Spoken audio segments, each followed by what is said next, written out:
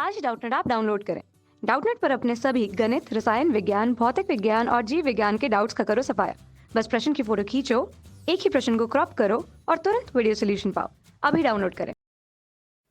नमस्कार दोस्तों, हमारे पास में दिया गया प्रश्न है कॉलम ए की प्रविष्टियों को कॉलम बी में दिए गए विकल्पों से मिलान करें। ठीक है, तो जो हमारे पास में पहला जो मतलब हमारे पास कॉलम ए में दिया गया है कि मॉड्यूलेशन एवं विमॉड्यूलेशन के की क्रियाएं किसके साथ साथ होती हैं।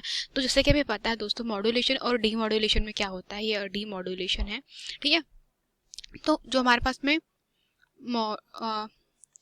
मॉड्यूलेशन है और डीमॉड्यूलेशन है, तो क्या होता है मॉड्यूलेशन और डीमॉड्यूलेशन में कि मॉड्यूलेशन में हम क्या करते हैं, हमारे जो हमारी आवृत्ति को, कला को, या फिर हम लोग कह सकते हैं कि हमारे आयाम को कैसे चेंज करते हैं हम लोग, आवृत्ति, कला और हमारी जो आयाम है उसमें चेंज करते, उसके अंदर कैसे करते हैं, परिवर्तन करते हैं किसके सापेक्ष, वाहक तरंगों के सापेक्ष। ठीक है, तो क्या होता है, वाहक तरंगों के सापेक्ष हम लोग इसका क्या करते हैं, मिश्रित करते हैं वाहक तरंगों को किसमें, हमारी जो संदेश तरंगे होती है उनमें कैसा करते हैं, वाहक तरंगों को मिक्स करते हैं, संदेश प्लस वाहक तरंगे मिक्स करते हैं। और हम क्या करते हैं, वाहक तरंगों के जो क्या कहते हैं हम उनके आवृत्ति, मतलब वाहक तरंगों के कारण क्या करते हैं, संदेश की आवृत्ति, कला तथा आयाम में परिवर्तन करते हैं। तो वही प्रक्रिया क्या कहलाती है, मॉड्यूलेशन। इसमें क्या होता है कि जो वाहक तरंगे होती है वह हमारे संदेश तरंगों की जो शक्ति है उसको बढ़ा देती है। और तो क्या होता है हमारे पास में कि मॉड्यूलेशन में क्या होता है कि इनको, संदेश तरंगों को वाहक तरंगों के साथ में मिलाया जाता है। और जो डीमॉड्यूलेशन होता है, मतलब मॉड्यूलेशन में मिलाया जाता है और डीमॉड्यूलेशन में क्या किया जाता है, संदेश तरंगों से वाहक तरंगों को पृथक किया जाता है। ठीक है, तो इसका जो सही उत्तर होगा, यह क्या किया जाता है, पृथक किया जाता है। तो इसका सही उत्तर क्या होगा कि इसके लिए हमें किसका उपयोग करना होता है, उसके लिए हमें मॉडेम का उपयोग करना होता है। हम जिस युक्ति का उपयोग करते हैं उसे क्या कहते हैं, मॉडेम कहते हैं। तो हमारा जो पहले का जो उत्तर होगा वह क्या रहेगा, मॉडेम। तो मैं यहाँ पे लिख देती हूँ, पहले का उत्तर जो है क्या है, मॉडेम है। यह मेरा पहले का उत्तर है। अब दूसरा, प्रकाश उत्सर्जक डायोड एलईडी बनाने में प्रयुक्त अर्धचालक कौन सा होता है। तो जैसे हमें पता है, जो हमारी जो एलईडी होती है, एलईडी हमारे पास में क्या है, एक तरीके का अर्धचालक है, जिसमें हम लोग अर्धचालक है।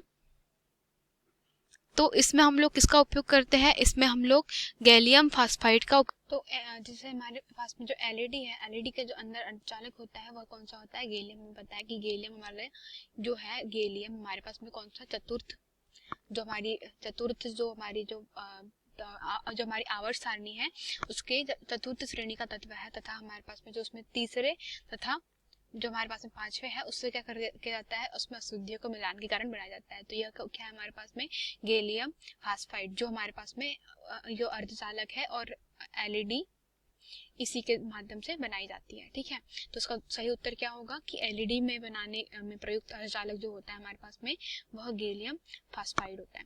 उसके बाद में हमारे पास में जो तीसरा है हमारे पास में प्रश्न, वह है इलेक्ट्रॉनिक स्विच जैसा उपयोग में आने वाली युक्ति कौन सी है। तो क्या होता है, इलेक्ट्रॉनिक के स्विच जैसा जो हमारे पास में उपयोग में आने वाली जो होती है वह क्या होती है, वह होता है हमारे पास में ट्रांजिस्टर। वो ट्रांजिस्टर इसलिए होते हैं क्योंकि ट्रांजिस्टर में, जैसे हमें पता है कि अगर हम लोग उसकी विधा की बात करें तो ट्रांजिस्टर में हमारे पास में क्या होते हैं, हमारे पास में होता है गेट होता है। मतलब हमारे पास में उसके पास में कितने ट्रांजिस्टर में क्या होता है, 3 अपमिश्रित होते हैं। तो उसके कारण क्या होते हैं, यह 2 पीएन जंक्शन जैसे डायोड बनाते हैं। ठीक है, मतलब ये हो जाता है हमारे पास में बी, मतलब हमारे पास में मान लीजिए ये है ई, ये है बी और ये है सी। तो यह जो है हमारे पास में, इसे कहते हैं हम लोग संग्राहक, इसे कहते हैं आधार, और जो सी वाला भाग है उसे कहते हैं हम लोग, माफ करिए, इसे कहते हैं प्रवर्धक, एमीटर। ठीक है, इसे कहते हैं प्रवर्धक, इसे कहते हैं संग्राहक। तो संग्राहक, तो क्या होता है, हमारे जो ट्रांजिस्टर में जब भी धारा बहेगी, धारा कब बहेगी, जब बेस से कोई धारा बहेगी, मतलब आधार से जब धारा बहेगी तभी हमारा ट्रांजिस्टर अपने अंदर धारा का प्रवाह करता है। धारा प्रवाह कब होगा, जब इसके आधार से धारा प्रवाह होती है, आधार से धारा प्रवाहित होती है। अगर आधार से धारा प्रवाहित नहीं होती है तो यह बंद ही होता है। अतः जब भी हम लोग इसमें पश्च अभिनति या इसमें या अग्र अभिनति, मतलब जब भी हम लोग इसमें अभिनति करते हैं तो इसमें क्या होता है, हम लोगों का इसमें जो धारा प्रवाह की जो दिशा होती है वह क्या करती है, इसे ऐसा एक स्विच की भांति काम करवाती है। तो हमारा जो उसका उत्तर होगा वह क्या होगा, ट्रांजिस्टर। तो हमारा जो तीसरे का उत्तर है वह क्या है, ट्रांजिस्टर। तथा चौथा है हमारा, श्रेणी क्रम में जुड़े स्विच परिपथ के तुल्य होते हैं। जो हमारे पास में श्रेणी क्रम है दोस्तों, तो श्रेणी क्रम में देखिए, अगर मान लीजिए जो हमारे पास में श्रेणी क्रम है, ठीक है, ये तो तीसरा था, ये था मेरे पास में दूसरा, ठीक है, ये मेरे पास में था पहला। तो अगर मैं बात करूं किसकी, चौथे की, चौथे पे क्या है मेरे पास में, उसमें बोला है कि श्रेणी क्रम में जुड़े स्विच, ठीक है।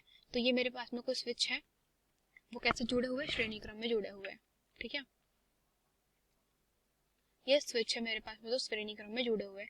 तो वह पूछ रहा है कि इसका जो व्यवहार होगा वो कैसा होगा। अगर तो देखिए दोस्तों, यहाँ पे साफ साफ दिख रहा है कि अगर हमारे पास में दोनों में से, मतलब मान लीजिए स्विच नंबर 1 या स्विच क्रमांक 2, अगर दोनों स्विच में से एक भी स्विच हमारा खुला है तो वह परिपथ कैसा होगा, पूर्ण नहीं होगा।